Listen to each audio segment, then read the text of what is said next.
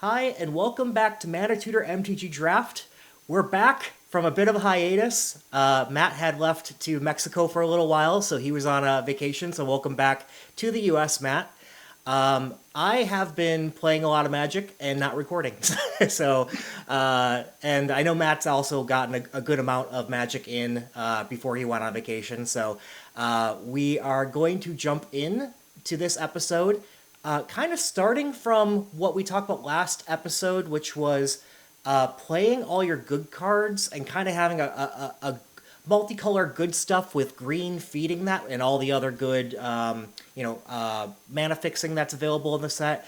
But whereas I was forcing that deck to start the draft format, I'm noticing that it's not as available anymore. People are taking the good fixing earlier, are snatching up the green earlier, Oh yeah. and sometimes I've noticed I need to backdoor into other strategies, and we'll talk a little bit about those backdoors and probably even go through one of the drafts that Matt has that is I think it's a backdoor. It's a different color, a color pair that we'll kind of go Well, I definitely over. went into it thinking I was going to do green, and there at some point, and then there's or at least partially green, and then I was like, no, that's just not going to work. Yeah, So it's blue black now, cool. uh, it was wide open, so it was a good opportunity.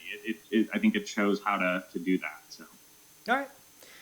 Yeah, so maybe we can talk about some of the what how we start off drafts, trying to get into that. So it's really take the best cards, right? If there's one way to describe it, no matter the color. Like honestly, I don't care if I'm jumping between three colors, my first three picks. Whatever is the yeah, best cards that are available, pick those. A lot of them are the uncommon adventures. There's some rares, obviously. There's good ones. There's bad ones. The multicolor adventures, just pick those up. They're all really good. I mean, I shouldn't say all. A lot of them are really good. Your gingerbread hunters are great. Your Imidane's recruiter, I think we talked about last time. That one's really good. Thread bind click. Those kind of cards are really good. Are there other ones on the? Candy Trail. Yeah, I think Candy Trail's pretty good. It goes in almost any deck, right? Certainly, it's better in a it food leaves you open. if you got a food thing going on, but like it's not a bad turn one drop. It's decent filler, and so like seeing a couple of those, like you said, Ginger Brute, like these are good things you can take early that are not like you know they're not gonna like save you, but they're good things to like if you have nothing else and you don't know what color you're going yet. I tend to gravitate towards things like that where it's like whatever the deck is, I can probably find a spot for them. So I mean, it's kind of not necessarily picking like the super good cards early, but like I'm saying, if you're not seeing anything super great that you want to take, these are cards that I tend to gravitate towards. Yep. Yeah. To be clear, it wasn't Ginger Brute that I was talking about. Hey, It's you were saying Gingerbread Gingerbread Hunter. Hunter. Yes, Yeah. yes. Very different card. Very different card. But I do think that Candy Trail, for example, is one where it helps set up your game. Like I love a turn one Candy Trail. It sets up with your Scry 2 to get whatever cards you want. It helps you find whether you need lands or you need spells. Um, so yeah, that's a good one. There's also some on the bonus sheet that are some good pickups as well. Uh, Yes. what are your favorite cards on the bonus sheet, Matt? Well, Stab Wound. Stab Wound is just fantastic. Like it is, um, it is so useful, right? Like it's a better version of the Morgul stab or whatever that was in the previous set because they don't have the choice to sacrifice the creature. Right. So like you put this on a 2/3, you put this on a something else like that's at least a toughness 3. Like they're just going to have to sit there and eat 2 life, and you've basically neutralized a creature in the process. So now, granted, they can still block with it. So you kind of have to think about like where you're using it and how you're using it, but it's still it puts them on a timer, and for the mana cost, I think it's an excellent card. I like Curiosity situationally. If you have a lot of evasion. I think it can be a really good card. It obviously puts a pretty significant target on whatever creature you attach it to, but you know, as long as you get to attack with it once and get your card that replaces it, it's kind of at the very least worth it, and can be, you know, amazing if you can do it 2, 3, 4 times in a game, because you're getting a whole ton of card advantage that your opponent doesn't have, and dealing damage to them in the process. Yeah, I do think. Sprawl. Sorry, go ahead. For curiosity, I do think if you play that card, you definitely want to make sure you won't get blown out, right? So I would not cast it into open mana for if your opponent has open mana, that could indicate a removal spell. And I would probably also wait to cast it until it's one of the last couple cards in my hand, so that I get it on something and I've already baited out the removal from my opponent, and then I can take over the game playing it. I will say, I don't think I've played Curiosity yet in this set, but I think that's the right approach to it. If you can sync that and keep on getting in with it and draw a bunch of cards, that's great. Yeah. So yeah, no, Curiosity I think is decent. Utopia Sprawl, obviously in green, is fantastic. There's pretty much no downside to it, right? For 1 mana, getting in, basically playing an extra land and having it be whatever color you want. And there's not a lot of land removal in this set, if any. I'm struggling to think of any. But there's enchantment removal, but very rarely is your opponent going to want to waste enchantment removal if they have it on your Utopia Sprawl, right? And the real use of it is, like you were saying earlier, being able to use it and splash other colors, right? Use it as essentially an extra mana source to splash other colors. It's basically a mana dork. It's basically, you know, a Birds of Paradise, more or less, on your land. So yeah, that's I really like Utopia Sprawl. Other ones I'm trying to think of. You mentioned Curiosity, so with that, I wonder, Yeah. have you tried Hatching Plans? I don't think I've tried Hatching Plans yet. No. Yeah, for the listeners, 1 and a blue for an enchantment that literally does nothing, but when it dies, you draw 3 cards. And with Bargain, it becomes a really cheap way to draw 3 cards and feeds your Bargain stuff. So I've liked that card quite a bit. Yeah, Intangible Virtue. So 1 colorless, 1 white. Creature tokens you control get +1/+1 in Vigilance. Situationally useful, right? But if you've got a lot of Return from the Wilds, if you've got a lot of Hopeful Vigils, right? You know, or a number of those where you've got like 5 or 6 ways to generate creature tokens, 1 or 2 of those in your deck, and they don't tend to get taken very highly, can be useful, right? It's not going to win you the game on its own, but it's the kind of thing where, like, if you've got 2 or 3 creature tokens out, it's a major buff, right? Yeah. So I don't tend to take it highly, but I think it's situationally useful if you've got a significant number of creature tokens out there. Also, interestingly, especially useful if you have what is it? The green Tough Cookie. The way to make your food tokens into creatures, right? Because it then buffs that. I've actually done that in a game, and these were 5/5 food creatures with Vigilance, and it was pretty funny. Tough Cookie is such a good card. Very situational, but anyway. Yeah. Other ones that I think are interesting. And we'll see this when we look at the blue-black deck I played. Forced Fruition is kind of funny. If you can, it costs 6, so it's not a cheap thing to play. But basically, you know, forcing your opponent to draw 7 cards every time they cast a spell in a format with a 40-card deck, they probably, at this point, can cast 3 spells before they deck themselves. So it's good. It's great in a stalled board state because it really, really kind of screws your opponent. And it's even good when you're somewhat behind, right? Because it really just puts them on a timer. As long as you have a way to stabilize and they can't kill you outright with what they have on the board.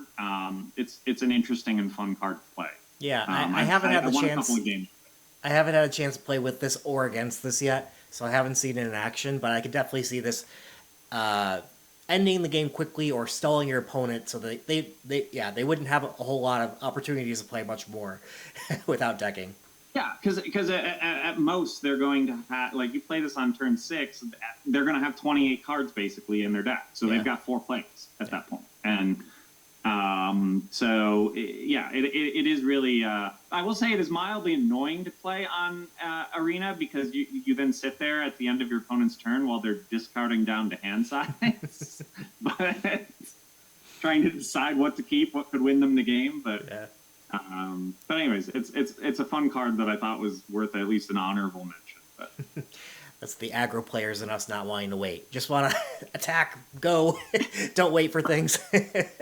No, I don't mind. I'm sorry, I just made you draw all these cards. Yeah. Copy Enchantment is also an interesting one that I played in this deck, this blue-black deck. I think it's just it costs a fair amount for what it is, 3, but think about what you can copy with it, and you could do a lot. There's a lot of options there. It's got a lot of flexibility potentially, especially if you copy something that your opponent has that you really like. So I think that's an interesting one that, again, I haven't seen it taken very high. I've seen several copies of it come to me, pick 6, pick 7, and maybe it's because people aren't playing blue much, but I look at that and I look at that as something that I would consider splashing in a green deck, because it's just one of those things where as long as you have 1 or 2 really great enchantments, and you can expect your opponent might have 1 or 2 really great enchantments, it could be very useful. Yeah, to your point that like blue as well, I found that blue is a pretty good color to backdoor into because people aren't playing it a lot, and whereas before in the set I was soft avoiding it, right? Like I definitely would play it if it clearly was coming my way, but now it feels like everybody's gotten to the point where they're kind of hard avoiding it, and I'm starting to play it again, like because it's open, and it does. I will say it's not really a good primary color. It's a good support color. Now, I mean, one of your 2 colors type of things in a lot of decks, but it does well at just slowing down your opponent and then outdrawing them and just winning with pure attrition. Have you got? I know one of the decks we're going to go over. You played blue. Have you had a chance to play much blue, or what's your experience with the blue? I think that's very much my experience with it. Is it tends to lead to a lot of stalled board states, and as long as you can outlast your opponent, you can win. I think my experience with it is basically echoed yours. I've probably played more. I guess I don't know, but I would guess I've played more blue than you have, because I was never really soft avoiding it. Green. I was always like focused on green, but my second color was kind of like up in the air generally. And then if the green wasn't coming, and I was like, okay, well then I'm going to go abandon it and do this. But I've done blue-white, I've done blue-black, I have not done a blue-red yet, which is kind of surprising because I tend to like those colors together, but I don't think I've just got, the cards have not come that way to do a good spells deck. I honestly don't think blue-red is that great. No, it probably isn't, but and I don't think I've done green-blue, actually, surprisingly. Because I think there's just there's not too much synergy between those 2 colors. Yeah, but, when you play green blue, it's kind of the opposite of what I said there about like playing a controlling game and out attritioning. It's more it's just what the green decks do, and you happen to get some blue cards with it. And you happen to have a couple of blue cards in the background that might or might not do something. You might put a curiosity in your Hamlet Club. Okay. Yeah, I'm more of the hatching plans to Hamlet Glutton, but I'm drawing cards, and I'm drawing more of my green and trying to get to my powerful other colors that I can play off of green. So yeah, that sounds. Yep. All right, so Maybe we can talk a little bit about that backdooring because we went over the like how to draft green. Before we go, I guess, into the backdooring, it might be worth talking a bit about mana bases. I think Hmm.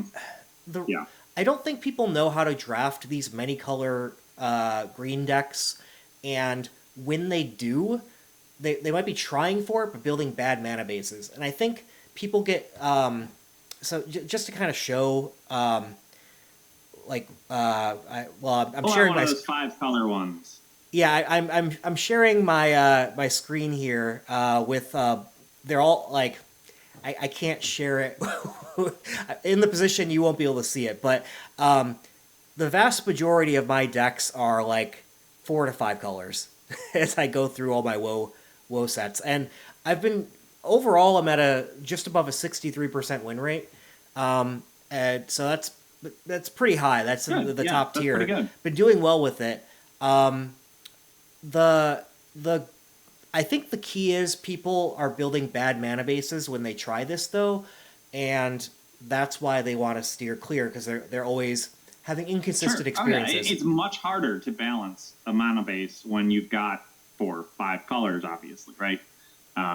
So And that's the key. I'm really still playing a 2 color deck that yeah, has ways to access a few more colors, others. and Yeah. I don't usually want to play basic lands of the other colors Yes. because it starts whittling away at your 2 main colors. I want Yeah. my 1, 2, and 3 drops to all be of 2 colors, and then anything that's more costs more. I can play some that cost less that I want to play later in the game. Those can be off color, but I really want to have things like the Utopia Sprawl, Edgewall Inn, Crystal Grotto. Um, you can do Brave the Wilds is decent. Yeah. You But then you need to have to ha- start. then you have to put the non Yeah, the you have to put the land in, same right? thing And with it's not. the Evolving Yeah. Wilds. Yeah, I'll Yeah. play those, but I'll typically I'll put one off-colored land in, and you need to Mhm. figure out which one you want the most, right? Like which off-colored land you want, and put that in for those cards. And the rest I will base off of my Root Rider Fawns, my Crystal Grottos, my Edgewallins, my Utopia Sprawls, my Prophetic Prism. I love because it can do all of them. You really want to be Scarecrow, casting your other colors on those cards. What's the that? scarecrow, the Yeah, the scarecrow Scarecrow. I like the as Scarecrow well. too. Yeah. Yeah. Yeah. So, uh, really the point is still be a 2 color deck that has access to other colors and count your access to those other colors. In order Yeah. to splash, you need at least 3 to cover, but usually in this set, I'm getting like 6 ways to cast every other color, even if I'm playing 5 colors, Yeah. just because of how much fixing there is that can do any color. Um, Yeah, yeah, and the thing about it is you're not really sacrificing deck quality in a lot of those cases. Root Rider right, Fawn is not a bad card.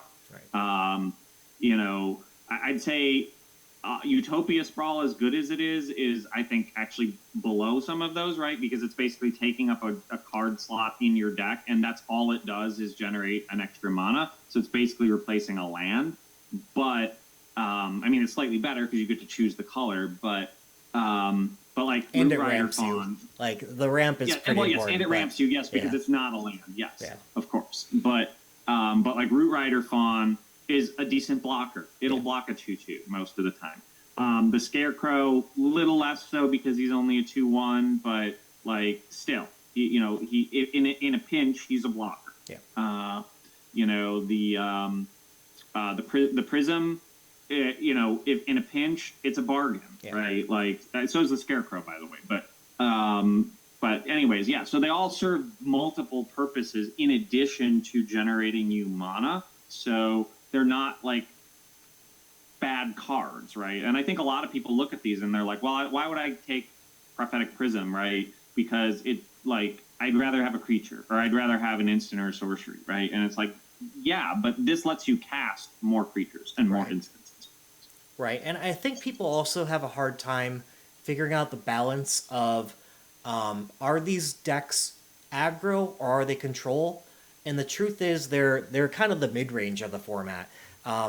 They the red aggro decks can go under you, but if you build your deck right to kill all the early stuff, or at least get on board early so it can block the early stuff, you can be the control deck in that situation. You can make it so they lose steam, and you have a bunch of adventure cards that are quite frankly more powerful, and all your adventures basically say do something good, draw a card, another good card. So you have card advantage just off of that. Now against the control, like when you're first a control deck playing this green multicolor, I do think you want to take a more aggressive stance, and Yeah, you are the aggro. you are the aggro. Yeah, so I think people are uncomfortable not knowing which role they play before they see their opponent's deck, and adjusting. And if that's you, I encourage you to draft your two colors that have a lot of like ones, twos, and threes of those two colors, so you get on board and can survive to control, but also pick up early your powerful adventures that are able to go the long game, so that you can play that whole attrition game. If you do that, you won't lose to either version. You won't lose to aggro, and you won't lose to control. Yeah, and I think to your point is something I've seen in this set that I haven't seen in previous sets. The rares, the uncommons, and the bonus sheet tend, at least in my experience, tend to go much later oftentimes because they're multicolored, or because they have an adventure that just doesn't work in someone's deck, and they're like, well, I don't want to take that. I'll take the common that I know is good and I can use. And so you really have the opportunity to pick up some really high quality cards that, at first glance would not look to be good in your deck, right? Because it costs, I'm playing green, white, and it costs 2 colorless and a blue. Like, why would I pick this card? But it's like, if you can put, like you said, minimum 3, maybe 4, 5, 6 sources of blue in there, no, it's a very viable card for your deck. And if it helps your deck, take it, right? Like, and so, again, I probably shouldn't be the one saying this because I tend to play more into the 2-color more often, but I've been trying to branch out into it. And it can be scary, right? You're looking at it and you're like, man, there's a decent green common here. Why would I take this blue card that I'm not sure if I'm going to get enough sources to it? But you just got to move outside that comfort zone a little bit and say, actually, no, this is just a much better card. And if I can get a couple of those sources, and you will get them. Right. There's so many. You have to trust, draft with the future in mind. You will be past sources to cast your stuff. There are occasions where you'll take your color source card over a common that you would otherwise want, but only the commons. You don't have to give up. Like, I'm not taking Fixing over Imidane's Recruiter or over Gingerbread Hunter, or your good powerful uncommons or rares. Still take those first, but the Fixing, you'll get it later on in the pack. I've been to the point where I've been past like Prophetic Prisms and Brave the Wilds. Like pick 12 through pick 15, I'd say is more like what I tend to see for that. Or like, and you know what? Sometimes your best fix is going to be a Crystal Grotto, and that's going to suck, but like it works. I like Crystal Grotto quite a bit, so sure, but I'm saying in comparison to other other fixes, right? Like I'd much rather have a Root Rider Fawn. I'd much rather have other things. I'd much rather have a Prophetic Prism, I think, than a Crystal Grotto. But like, it's not bad, right? Like, and I think people look at it and they're like, yeah, why would I take Crystal Grotto? Like, you have to pay to add the extra color, and it's like, well, then it's not really giving me a land, right? But no, it's giving you the ability to cast any color you want, right? So it is useful, right? Like 3 of those, you can basically be done, right? Plus it scries, so that's not bad. Yeah, I think then, though, so people are, let's say you're taking the most powerful stuff regardless of the color. Um, there are times then that you notice that green is getting cut, or the fixing is somewhat getting cut from you. Like it's impossible. I feel like if you wanted to get fixing, you can. It's just how much are you going to get of it is the question, Sure. and um, that's where I think the two color decks come into play. I Mhm. tend to then prefer to go red because red white and red black are perhaps the best two color pairs. The red aggro decks are quite good. Um, but I think all the color pairs are viable at this point, and a lot of times you'll find blue tends to be the most open. So I'm not. If I notice blue coming around late, I will jump into that early, knowing okay, people are not taking this. I'm gonna get all the good blue cards. I am happy to be in that lane. Yeah.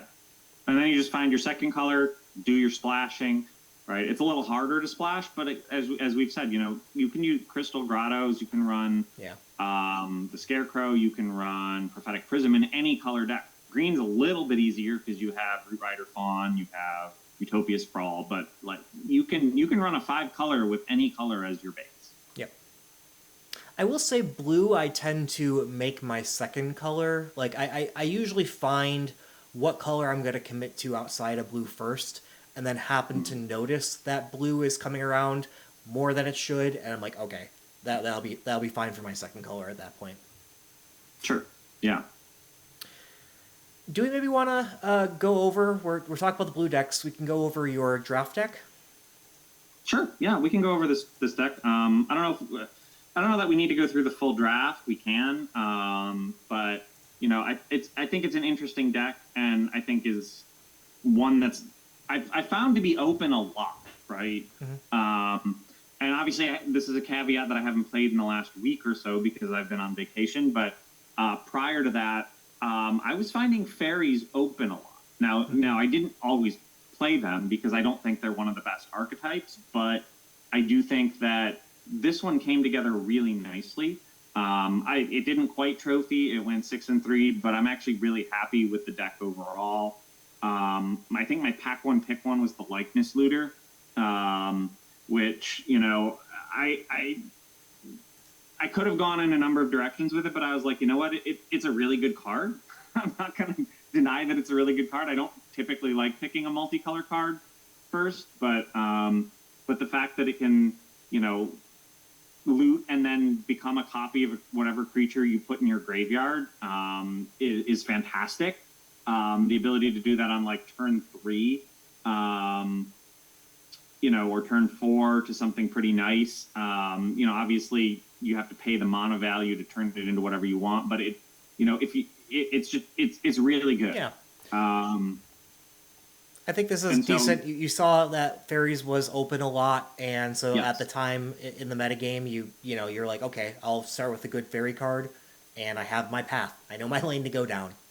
Yeah, exactly. And I kind of went, I went a little bit out of that, right, to start with. I think my pick 2 was Greta, Sweet Tooth Scourge, right? And so I was like, you know what? I'm going to stay open. Greta's a really good card. The fact that I got in my second pack, I'm going to stay open to that as an idea. But the more and more I went through the draft, the more and more I realized, man, no one is taking fairies, and there's a lot of good fairies here.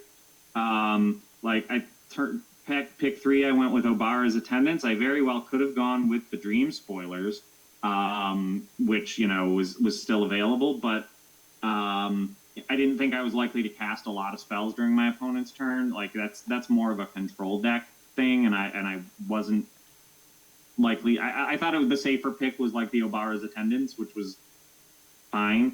And then as we go on, I will say I'm just noticing it's open. Yeah.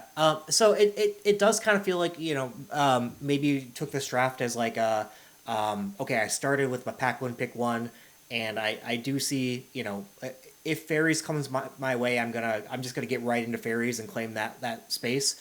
I will just mention just differences of how we draft here. I would have done pick 1 Agatha's Champion. Greta was like a pretty clear pick for pick 2. Yeah. So I'm not a huge fan of any of the fairies that are here in pick 3. I would have done Graceful Takedown here. Um, and then I guess this is kind of where, like, if later down the line I didn't see that I was getting the green, I would take Ratcatcher Trainee as my, like, default into red at that point, Hmm. as my next. But Obara's Attendance is decent. So you took that route, and then pick Yeah. 4, you did Vampiric Rites. Empiric rights, because again, I was thinking if I can get into black green, I'd like to get into black green. So this was, I think, better than some of the other cards that were there.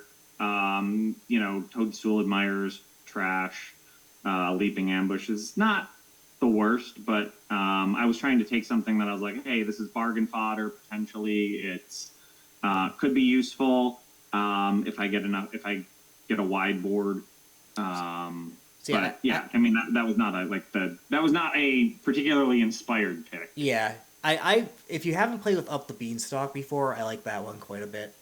Um, just because it almost acts like a hatching plans in a way, like pay 2 mana and then you draw a card immediately, so it replaces itself. It's now bargain fodder Yeah. for whatever, and if you can draw, a couple more cards off it down the line by playing anything 5 mana or more, especially if you're ramping at some point, um, it can draw you a good amount. So that one's good, and Stone Splitter Bolt is also good in the red decks.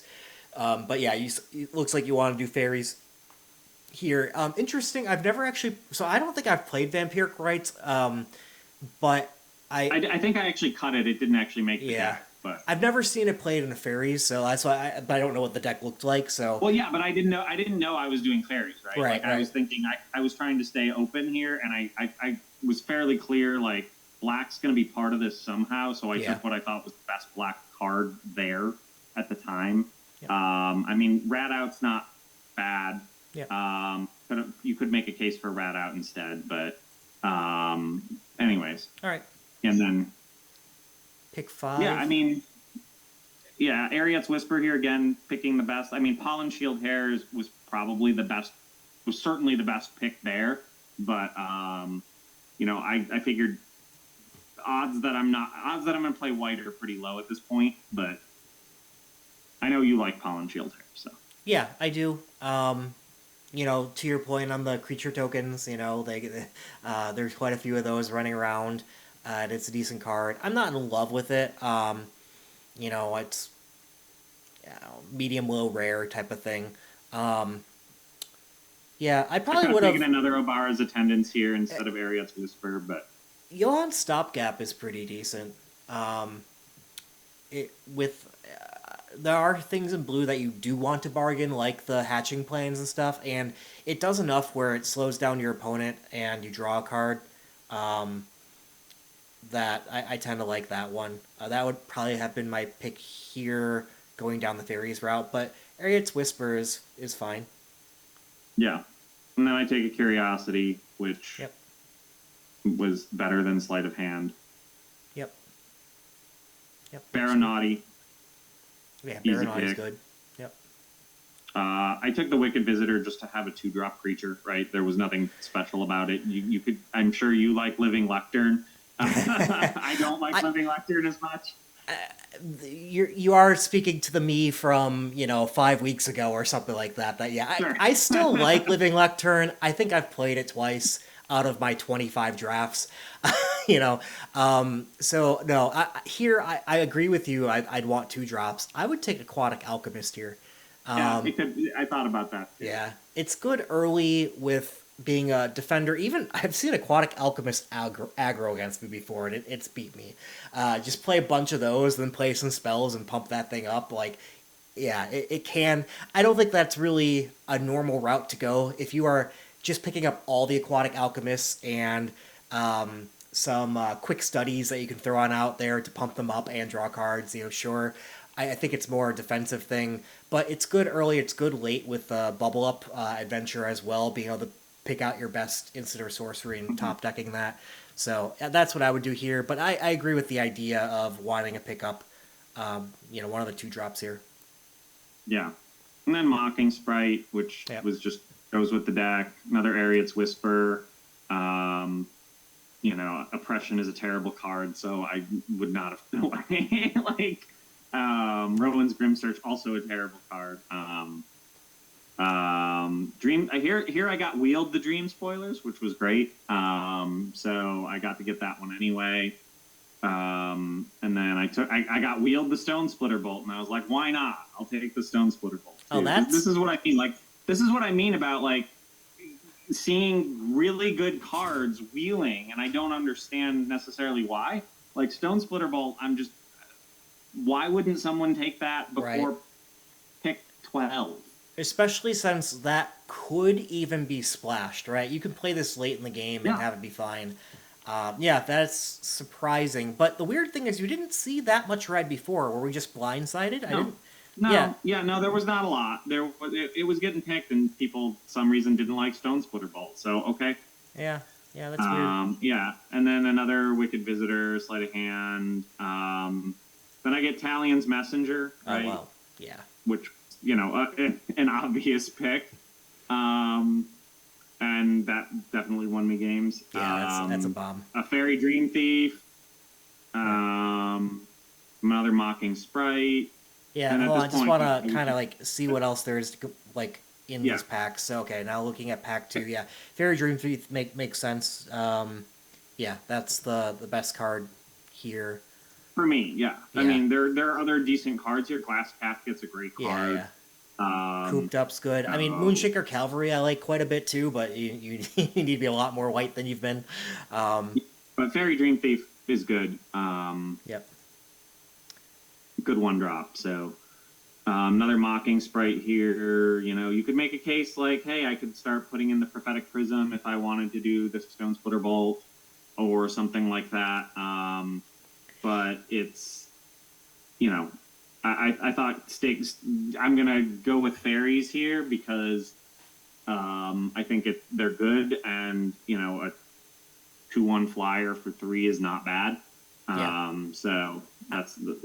I do think this late into it, that you want to kind of stick to your lane here rather than try to do the splashing. I do think you said it right. Like Mocking Sprite would probably be the best one here, and then Prophetic Prism second. But yeah, you don't have anything that cares about your splashes yet. I guess you did get the Stone Splitter Bolt, so there's that. That's about the only thing I was considering splash. Yeah. Right. Fairies likes its instants and sorceries. It is a fairy, and that's the right pick there. Yeah. Quick Study. Quick Study. Easy pick there. Another Baronati, also incredibly easy pick there. Although I did think about Charade of the Numbing Depths as a splash, right? It's a good card. But the fact that I don't have anything else to use to tap, it wasn't worth it for that. And then I get a High Fae Negotiator, which is like real quick on the Charade, like it's. Oh yeah. I've never played Charade yet because I don't really end up in blue white a lot. I have nothing against blue white. I just haven't ended up there with the way my drafts go. But that's probably the number one card that I've considered the most about splashing and never did. Right? Yeah. It just hasn't been enough. It's hard to splash because you really need to have ways to tap your opponent's creatures, which means you're not splashing it because you're already playing blue and white. Yeah. Right. And it's still good without even the tapping other things, but that's really where you want it. So like it doesn't quite get good enough to make a splash unless you are tapping other things. And then your point stands perfectly. So yeah, you pick the Baronati, and then you had High Fae Negotiator, which Easy. is just an instant pick. There was nothing else that I was even going to consider in that pack. Yep. Kindred Discovery, which I don't even know what this is. It's funny because I actually cut it from the deck, but it is actually would be really good in a fairy only deck. Oh. Yeah, that's. It doesn't look like a good card to me. Like I hear you, but the fact that it costs 5, this should cost 2, like or 3, and that'd be great. Right? Yeah. It's expensive. It's very expensive. But and it was funny. I cut it because I had too much card draw. I was like, I don't even. It's unnecessary. It's overkill for any purpose here. I took it just because, I was like, hey, it could be fun. Yeah. Another Wicked Visitor, copy enchantment wheeled to me here, and I was like, sure, why not? This seems like a perfectly useful card that I might have a need for. But you can see like Ash Partycatcher wheeling at this point, right? Yeah. Ash is a really good card. Ash, you do need to be the red-white deck. So it is a very good card. It's one of the best. I would actually challenge that. You can play this in a red-black. It's actually fairly good in a red-black where you're generating your rats and the celebration is popping off fairly regularly if you splash the white. So I would say it. Yes, it shines in red-white, but you can definitely splash it. I think in a red-black. I have a hard time seeing that, but like yeah, you would need to have you need to add the scarecrow things into your deck. You would need getting the white then I think is what's tough. So the scarecrows, a couple crystal grottos, a Crystal scarecrow, Grotto. a prophetic prism. There are ways, right? Again, I wouldn't necessarily put it high on my list of things to put in, but if I had a good red black coming along and I saw this come along and I figured I could get 3 ways to cast it, I wouldn't necessarily say no. Yeah, I'm just not usually splashing in my aggro. Like, as much as I love doing the splashes, the red decks I haven't splashed. I've been straight up all my cards, get on board, kill you, or kill whatever's blocking me from killing you. Yeah, Sure. but yeah, there probably are some, like, I haven't done a lot of trophy deck looking this time, so there might be some that are like some variant that I'm not exposed to. Yeah.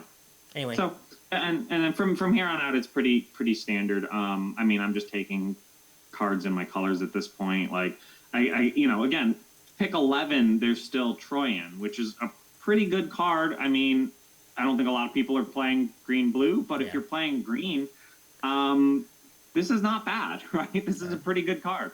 The fact that you can tap him to add 2 mana for anything costing 5 or more or X is really good. I'm not as surprised about that one going. Like, I agree, it's a good card for the blue green decks, but it's fine. Whereas like the Stone Splitter Bolt was pretty jarring to go as late as it did. Surprising to see it go so late. Yeah. I took a stockpiling celebrant because why not? I took spreading seas because why not? And I got forced to sleight of hand. Last pack. You could make a case for Devouring Sugar Maw. It's a very good card. Maybe I should have taken that one. I would have. Yeah. But Fairy Dream Thief is good too. But I took Fairy Dream Thief instead. The Sugar Maw, again, like the problem is I didn't have a lot of artifacts, enchantments, or tokens. And so that's the reason I didn't go for it, but it's still a very good card.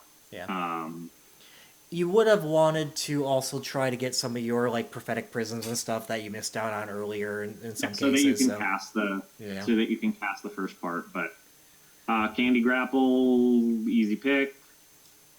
Yep. Yep. Another Baronati.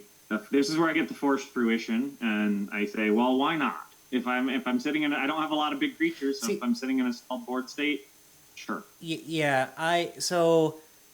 With the Baronatis and all that, like, I love Baronati, but you have enough 2s here, where I would consider doing Threadbind Click here, just to, and then trying to splash at some point here, like, yeah, that's really my only note. Other than, like, Hopeless Nightmare is also in the pack, I may have considered that over Baronati as well. And another one that I like a lot in this deck is Ice Out. I would probably be Threadbind Click, Ice Out, Hopeless Nightmare, then Baronati, just given what you have already drafted. But you'll see what happens is I think I only play one of the 3 Wicked Visitors as a result. Okay. Because I'd rather play Baronati than Wicked Visitors. Of course, yeah. And so that's why I ended up taking it, because I looked at my 2s and I was like, you can upgrade. Well, I got a lot of these Wicked Visitors, but I don't love them, so if I can replace those, that's good to me. But yeah, you're right. Hopeless Nightmare, great card. Even Ice Out, Threadbind Fleet, Like those are also really good options here. Yeah. And then the next pick 4, I took Forced Fruition just because why not? Right. I figured this is a decent finisher actually, so Yeah. like puts the game on a nice clock for your opponent. But you could make a case for Ministrosity, or something like that. But I had a lot of 2s, so I didn't see the need. Yeah, I do think Minstrosity. I like that card better than Baronaughty, but not by much. Whereas like the gap between that and like Wicked Visitor is huge. Um, quite big for a 2-drop. Let's put it that way. But Yeah. Force Fruition, I would take it too, just to try it. Like you have the Yeah, it opportunity was to give fun. it a I try. saw it. It was the first time I'd seen it in the bonus Yeah. sheet, and I'm like, that sounds fun. Yeah. Why not? And it actually sounds pretty good too. Like, It does, right? Your opponent making your opponent draw 7 cards every time they cast a spell. I read it several times to make sure. Is that actually what it does? Because that sounds really good. I don't think it's like a flat out bomb or anything. I could be wrong. This is a hard one to judge. I'm just looking at the stats right I'd now. love to see its win rate. Like, I'd love to see its Yeah, it's pretty bad. game in hand win rate, right? 45%. Yeah, that's Really? Wow. bad. Okay, that's surprising. What I wonder what it is in the top players on. Just want to see. Oh, it's not even played enough to have stats. Yeah, I don't know. Like, It's yeah, fun. It's fun. it's fun. So, all right. Yeah, and then I went with a Scream Puff to get some top end, and Spell Stutter because why not, right? I have all the fairies, so this is basically just a straight up counter spell. You're seeing pick 6 in Amadane's Recruiter. Yeah, right. I mean, not that you can take it here, but Yeah, I can't take it, but it's there. Why not? Yeah. And pick 7 right? stab wound. Yeah. Yeah. I get a pick 7 stab wound. Why not? That's an easy pick. Yeah. Sweet Tooth Witch because again, why not? Having an extra card there is not bad. Another Quick Study. Quick Study's a great card. I like it. Yep. Another Curiosity. Another Threadbind. I get Wield the Threadbind Cleat. Yeah. I'm surprised it went that late. Right? Yeah. I was surprised a lot of things went as late as they did here. Yeah. I could have taken a Compulsion, right? Like pick 13 Compulsion. Yeah. I didn't. I took Galvanic Giant, but yeah, I just checked the stats for Threadbind Click, like 61.2% win rate. Like that is amongst top players, so it's biased towards the top. But like that's among the top 7 uncommon adventures in my mind. yeah, I think it's on the lower really end of that, but yeah. Yeah.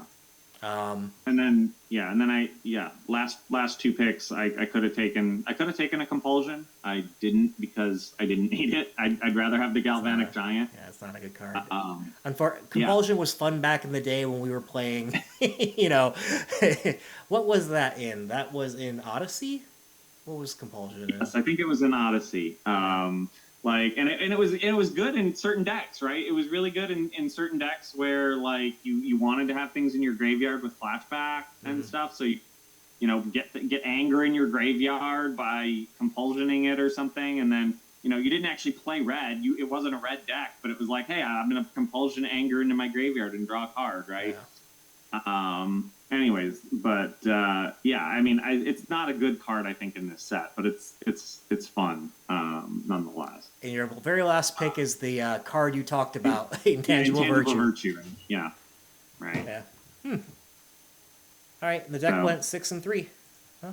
Yeah, deck went 6 and 3. It was pretty good. I was happy with how it plays. I did win 1 game with Forced Fruition, which was a lot of fun. I guess I technically didn't win it with Forced Fruition because my opponent conceded, but like I would have won it with Forced. Like he was about to, like, he was either going to die because of my creatures or he was going to die by decking himself by playing another spell. So, but anyways, it turned out pretty good. I think I'm happy with the deck. I was happy with how it plays, and I think it goes to show that, like, when certain colors are open, right? Like, fairies is certainly not the best archetype, but when you can get that niche and get the right cards for it. Get a couple of really good uncommons, a good rare or two, and then just build a solid, well curved deck. Yeah. You can still do well. I think that's kind of the key for fairies. It's not even really a fairies deck. It's a blue-black deck that you get good cards, curve out fine, and it happens to have fairies in it. Sure, right, yeah. I think and I think that's the thing. There's though fairies is one of those things where it's in my mind it's the tribal that has the best curve in the set, if that makes sense. Rats is okay, but they're all very much on the low, where fairies is more spread out, right? You have some 1-drop fairies, you have some 2-drop fairies, you have some 3-drop fairies, you have some 4-drop fairies, and so if you can build around it and you do decide to go with a tribal, it can build you a balanced deck in a way that some of the other, well, really rats is the only other one that there's a lot of tribal here, but anyways, the rare fairies are really good. Like your Talion's Messenger is great. So those ones really stand out. That's usually what draws me into blue. Is one of, I guess this, I could say this for any color. A bomb makes you want to play it versus being passed blue a lot because nobody picks it. Sure. So it's yeah. I found myself early in the set only going to blue when I had a bomb, and I'd basically say, okay, I got the bomb of this. I'm gonna play blue. And now it's not usually that's pulling me into blue. It's people are passing it like it doesn't exist. I'll take it then. Rats is interesting because the way I like to play rats is basically get a bunch of them on board and gnawing crescendo for the win. Like I'm happy to play 3, 4 gnawing crescendos in my deck if I get them in rats. And I've heard some limited testing teams.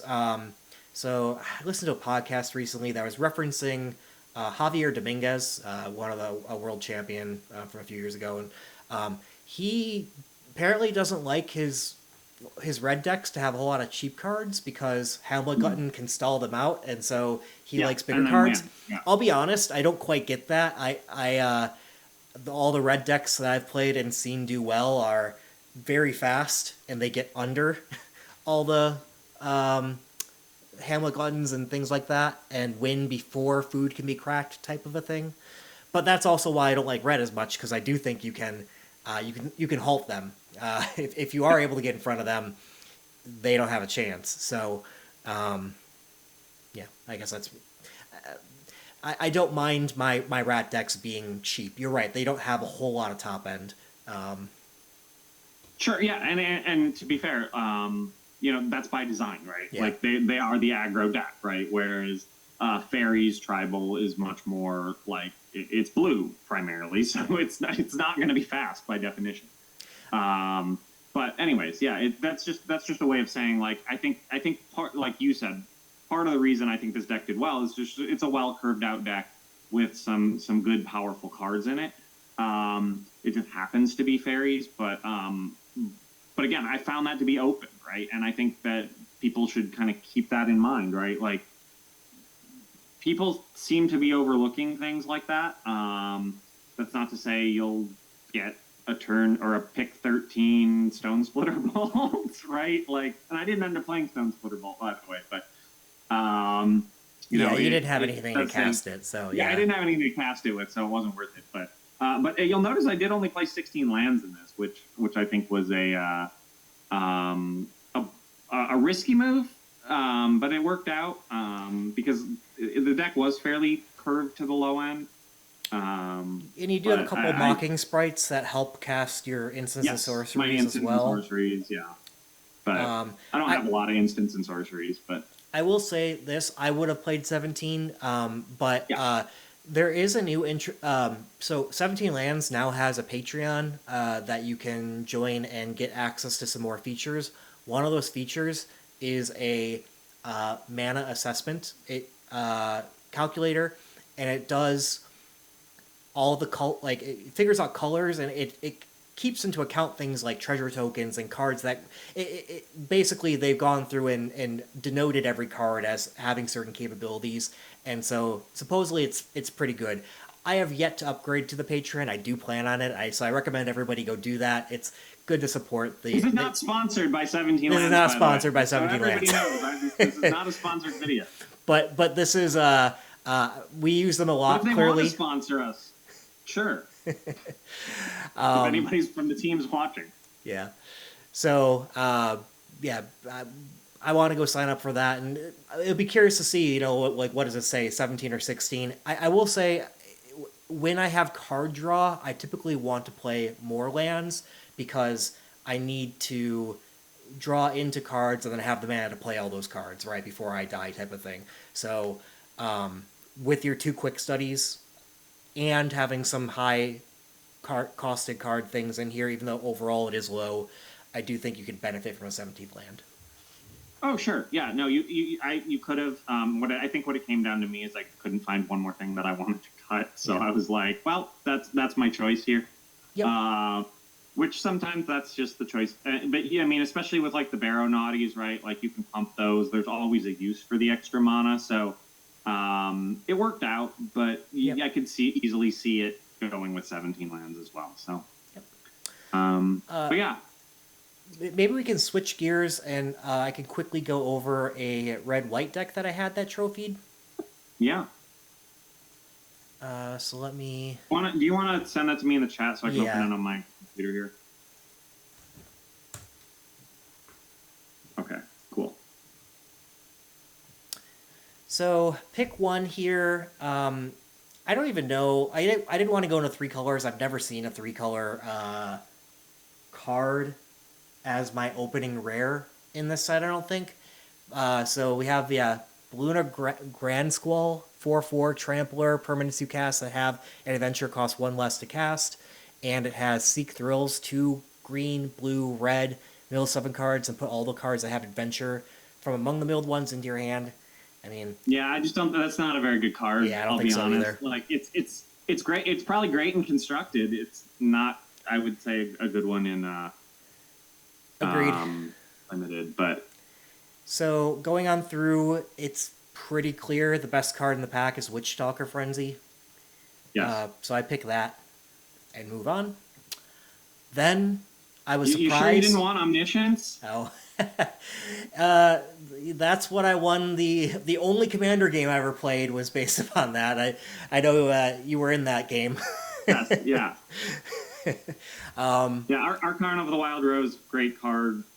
I don't know why whoever passed it to you passed it to you. Clearly, somebody did not want to play white, or it might have been interesting. Like, sometimes it can make sense to signal, like, hey, I'm not playing white. So pass me, you pick white, and then pass me all the other colors next round.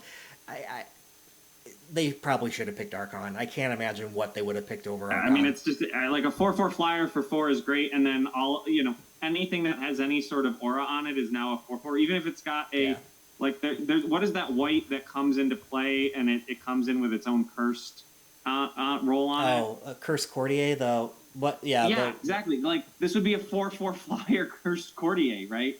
Like yeah, the cursed roll would still be on it though, so that case it would still be a 1/1. But it's not flying, which is. But it would have flying, yes. And if you replace any other roll with that, then you got a 5/5 lifelink flyer. So, right. Yeah. But yeah, just all your rolled up stuff is awesome, and 4/4 for flying alone is also great. So, yeah. So I picked that, and I'm. Yeah, I mean, other things you could have picked here. Hamlet Glutton obviously is just a good card, right? You know, I agree with your pick. I think it's the best pick, but Belligerent of the Torch Ball, the Tower, Belligerent's good. Torch the Tower is also a yep. And Edgewall Pack even is not bad, but yeah, the Archon is excellent. So yeah, pretty easy. Celebrant. Yeah. Signal. So now I'm kind of like, okay, I'm almost certainly going to play white given what just happened. So maybe this isn't the best draft example, but I almost would rather show where I pivoted out of something. But Yeah. to show, but it does have some cool interactions to talk about. So, yeah, stockpiling Celebrant, a good white card. There's not a whole lot. I mean, this it's not a horrible pack, but like Yeah, Stormkeld. Oh, you're still on that one. Okay, yeah. I'm No, still I at don't think there's anything else in this pack that comes close, honestly. yeah. So yeah, pick up You that. know, Red Tooth Vanguard's not bad, Yeah, that but would be kind of like the next one. Except since I really want to play white, I would maybe consider Archon's Glory. I do like that in white, but not over stockpiling Celebrant. Yeah. yeah. Next, Stormkeld. yeah, just because it's the most powerful card in the pack, there's kind of a theme. Now that I know I'm playing white, I would probably default to white. So protective parents is an option. Parents. I was gonna say that, especially with your Archon, right? Yeah. Protective parents, just it makes a lot of sense there. I just don't really like the on dies trigger. I'd much rather have an enter the battlefield trigger. So like protective parents is fine. I guess I was just thinking or even Witch's Mark. Witch's Mark is actually really good here, I think. Yeah, that might have been the right play, actually. It's just Stormkeld Vanguard is more powerful than those two, and I'm still early enough. Yeah, no, it's an excellent card, right? Yeah. And since you don't know whether you're going white, green, red, or white red, blue, like white green. So yeah, I agree with the pick. Yeah. In hindsight, right, Witch's Mark would have been a good one. Yeah, but yeah, I do think that would be the next pick. Yeah. So yeah, because I got green. Here I'm seeing, some blue cards. There is the red Mary Bards, which I like, but given I just saw, I do add more value to the later cards that I pick because they're more signals, right? The fact that Stormkeld Vanguard went through 3 other people without being picked makes me think maybe I'm white-green. Yeah. In which case, though, I might have picked the Tempest Heart. That's the one adventure uncommon that I just don't really like. It's not bad. It's not bad. I never really want to play the adventure piece of that, of draw 2 cards, discard 2. That's not horrible either. I just found it awkward. And I don't think its win rate's good. I always felt it awkward, and I remember looking, this was weeks ago, and I basically gave up on that card. I have played it since, but let's see, I'm just going to search... Tempest. It's probably average. It's probably not super great, but... Yeah, among winning players, 56.7, which is pretty low for the top players. Yeah, so I guess this is like where I chose... There was no power, so I chose fixing, right? I stuck to that side of things. That's fair. Even though it's not my favorite fixing, Return of the Wild, to be honest, but it is some kind of fixing. Cut-in's very good there. Yeah, cut-in's clear. You could make a case for Grabby Giant. I like Grabby Giant. Yep.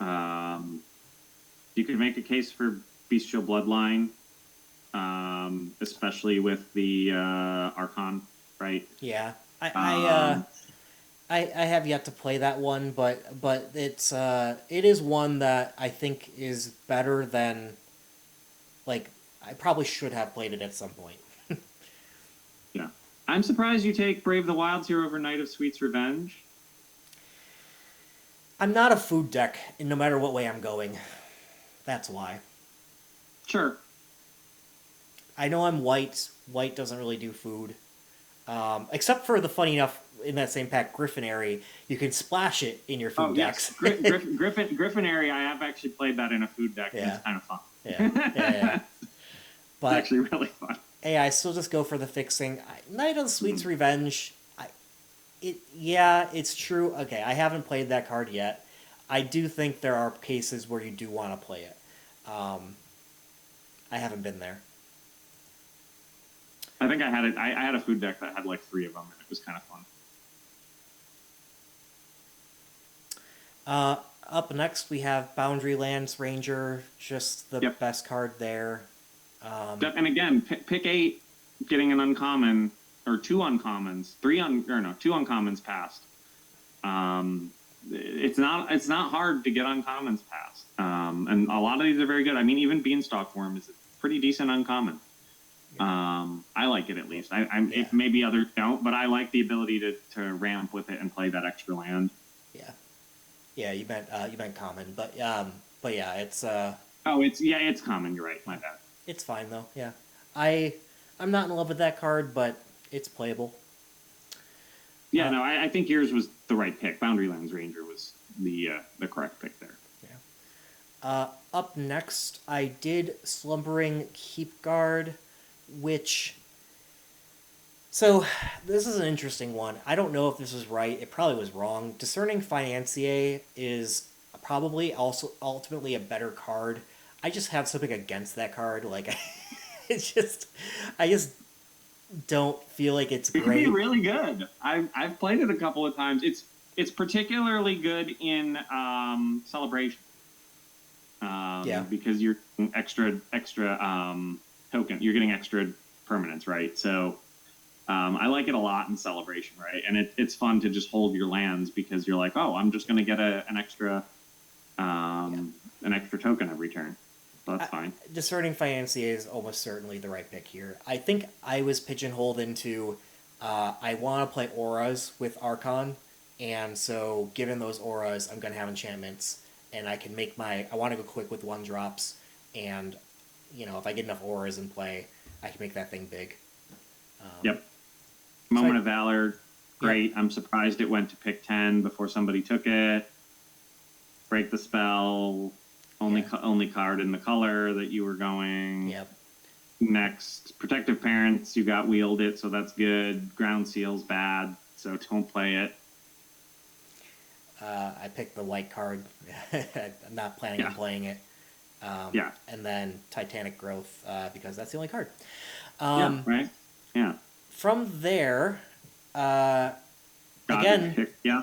still pick the best card in the pack with Godric, um, which is making me want to lean towards white red at this point.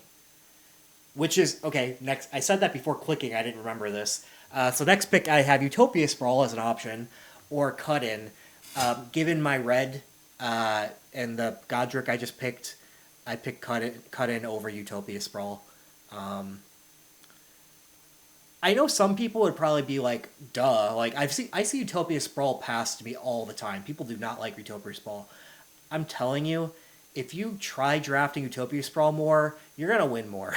Like, Yeah, it's a it's good an card. excellent card. It's an excellent card. I love Cut In. I do like Utopia Sprawl significantly more. Not in this seat right now.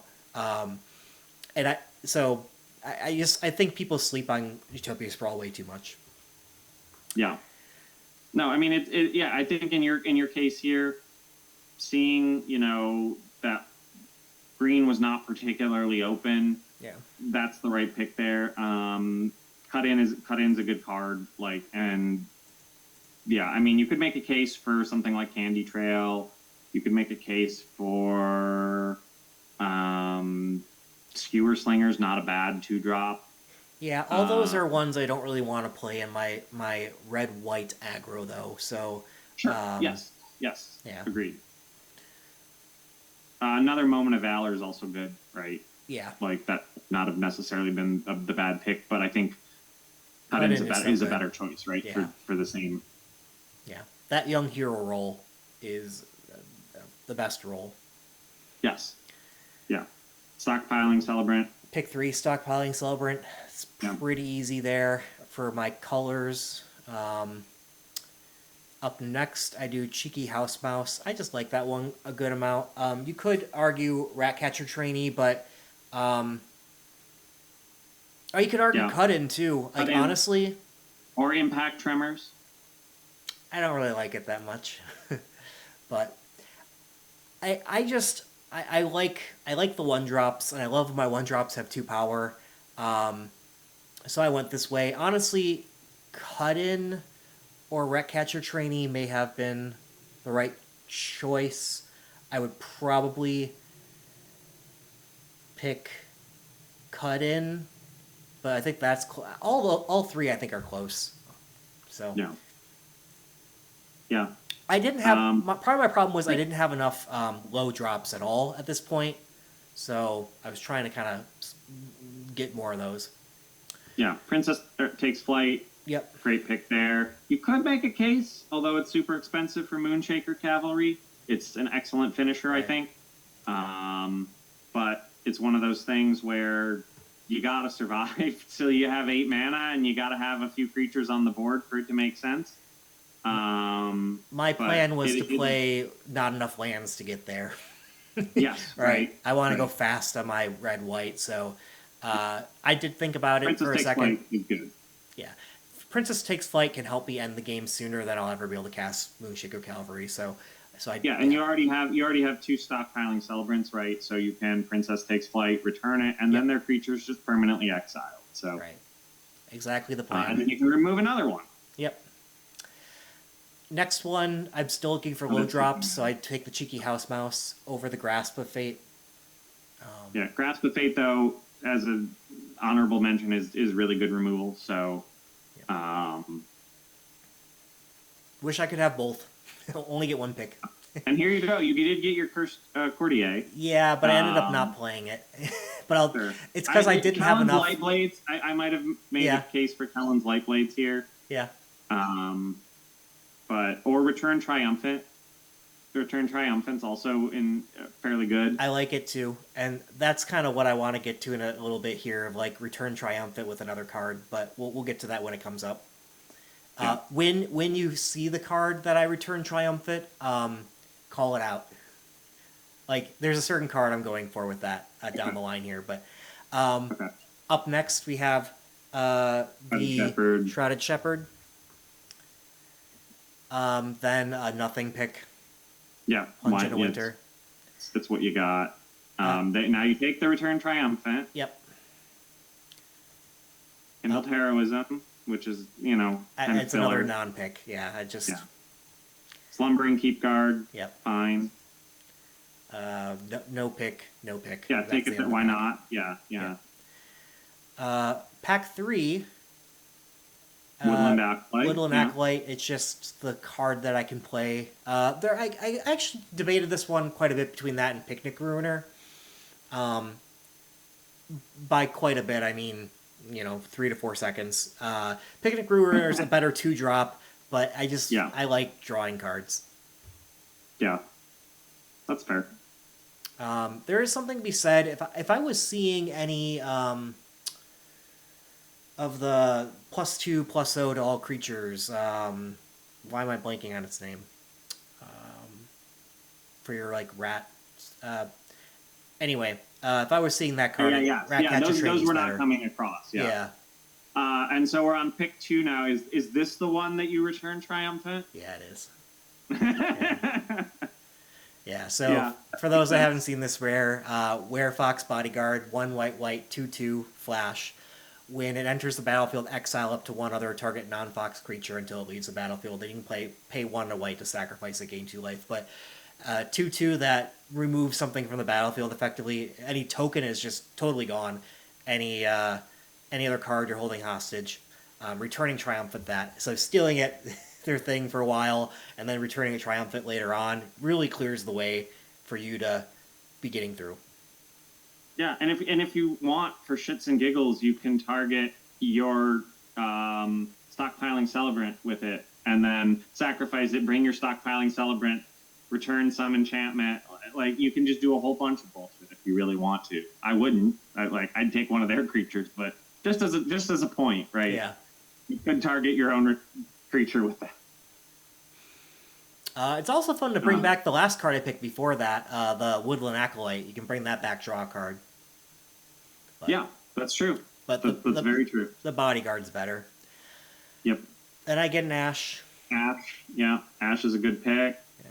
I mean, there is a Torch the Tower there, you can make a case for Knightly Valor. Knightly Valor's not a bad enchantment. It's not great, but... Yeah, I'm not a huge fan, but I would if there was no Torch the Tower, no Ash in here, and probably even no Armory Mice. Then I would go to Knightly, but maybe that's personal preference. I just don't love the card, but it's fine. I mean, for me, it has a slightly higher preference because of your Archon, right? True. I keep on forgetting about that. That's a good. Yep. I mean, it's not that much higher, but I'm just looking at it. Hey, it's an aura, so right. Up next, I go for the removal. Yeah, Honestly, I think that's the probably right choice. I probably would have done Armor Mice this time around. Dutiful Yeah, you, Griffin is also okay if I have enough enchantments to be sacking. I probably would do Armor Mice then Frantic Firebolt, but anyway, eh, yep, another Return Triumphant. yeah, Interestingly, pack 3, pick 5, a Hamlet Glutton is still floating around, yeah, which is surprising. And then you take the Questing Druid just for the adventure. yeah, exactly. This is more if I need to draw more cards, I can type of a thing, and then maybe it's somewhat speculating that Yeah. maybe I can splash screen in some way too. I don't. Yeah, that's not really. It's really just I for. probably would have taken the Bellowing Bruiser, Yeah, just for because its adventure can win you the game. yeah, It's one of those things that if you get to the point where you can deal lethal, but they have blockers, it can definitely swing the game there. yeah. But I agree with that take. I think that's better. Sir Armont, why not? Like Yeah. Greta and a Sir Armont going in to pick 7, like Right. sure. Here I was just thinking the aura stuff. Like, okay, maybe if I do splash green, which I already picked up my questing druid before. I'm far reaching here, right? This is like, Yeah. I already Well, have because my there's deck. nothing else to pick, right? Yeah. There's nothing else you're going to take here. Yeah. Unless you take the Crystal Grotto, I guess. But then I need something to use it for, and I guess the way things have been coming around, maybe I will get something next picks to use it for. But I'd rather pick up my Sir Armont first and hope I get a Crystal Grotto next. Yeah. Unassuming Sage because you want the 2-drop. Yep. Um, Here's that Picnic and Ruiner. you could make the case for Edgewall Pack or the Minecart Daredevil. Minecart Daredevil slightly less so, but Yeah. But the fact that it can pump something right is also not bad. Right. Yeah, I just wanted to lower my curve a bit more. Yeah. Yeah, Picnic Ruiner. And then you do take a Minecart Daredevil. Yep. And then an Armory Mice. Keep lowering the curve. And then you get Wheeled the Griffin, so why not? Yeah, exactly. A Savior of Sleeping just cuz. And then a Plunge into Winter. And yeah, my deck... Oh, I'm going to show deck 2. Actually, deck 3. I switched this one around quite a bit. Yeah, only playing 15 lands. Okay. And... yeah, pretty low curve. Yeah. No, that looks. Yeah, I'm not sure if I would be brave enough to go down to 15 lands, but you've got only one thing that costs 5, so you can probably afford to do that. Yep. So yeah, no, looks good. I think the earlier versions I was at 16, and then I switched out. Yeah, deck one's at 16. Yeah. And then yeah, looks good. Yep. All right. So there's some of the decks that we've played and gone over. Got into a little bit about navigating from your best cards into being able to play them with your green splashes, into backdooring into blue, or when you don't have another choice, red. A lot of different options there, we know. But ultimately, this is a what do you do if your green doesn't go right is kind of what how I've been drafting the format, and like I said, that I've been doing well with that. It's gotten harder now, so now I have. Before I could do green all the time. Now I've been backdooring. But I feel like there's a lot of people who are only drafting with 2-color decks, and if you are doing that in this format, you should try to expand your horizons and play more colors. Agreed. Thanks again. Don't forget to like and subscribe, and see you next time. See you next time. What do you think about the Universes Beyond? Do you like it? Do you not like it? I'm really interested to see some of them. I'm really interested to see the Final Fantasy set. I'm really interested to see the Fallout set. So, I mean, there are obviously a lot of things that, universes that I'm well versed in. Right. So, I'll be interested to see how they play out and how they, the kinds of mechanics that they put into them. Like I'm expecting the Final Fantasy set will have some kind of like summon mechanic that allows you to bring in some kind of super powerful card or something that'll be It has to. like a planeswalker or something, right? Like Yeah. I don't know. It'll be interesting. It'll be interesting to see how creative they get with the game mechanics for these sets. But so yeah, I'm excited. I think about them to see where it goes, see how they do it. Like there were ones that I feel like Lord of the Rings was pretty good. The Warhammer 40K one was kind of like, I mean, I like Warhammer 40K, but I didn't think the set was particularly interesting. So it's kind of hit or miss, but I'm interested to see what they do with some of the other ones. Yeah, yeah. It's really good for them. They get paid tons of royalty money. like they get a lot of new players into the game too. Like there are definitely players who never played Magic before that got into it from Lord of the Rings.